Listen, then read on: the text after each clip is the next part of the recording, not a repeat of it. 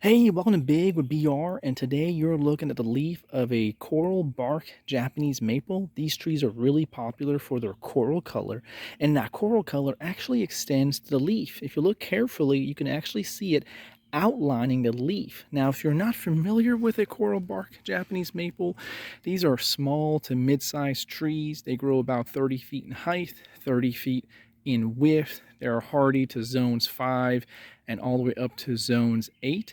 Now, that coral color that I'm talking about is right here on the new growth. And for young trees, it can actually go all the way down to the base of the tree. Now, most Japanese maples are actually grafted trees. If you're not familiar with a grafted tree, I will link a video that I've made talking more about that. If you've been thinking about going out and getting one of these things, it's actually like going out on your first date. This thing actually likes to hide its true colors for a really long time. Let me show you what I mean.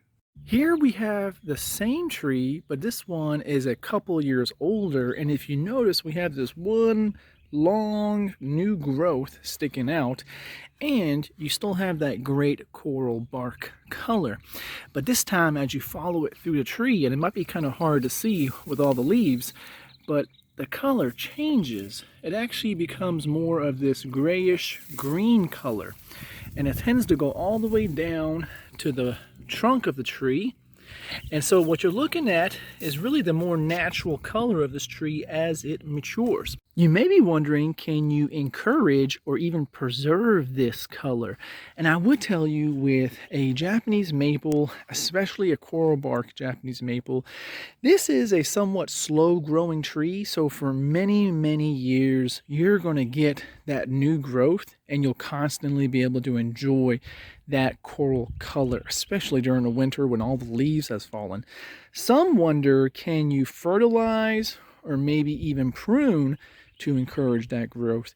Now, these type of trees, they don't really appreciate that much fertilizer. So they only really need is a good layer of compost or mulch at the base of the tree, and they do need regular watering. Even the ones that have been established for a long time can occasionally need some good watering, especially if it's a drought or a drought period. Pruning can be tricky. I unfortunately have lost many trees and plants to incorrectly pruning them. So if you decide to prune, I would definitely do my homework, and I would encourage you to take your time.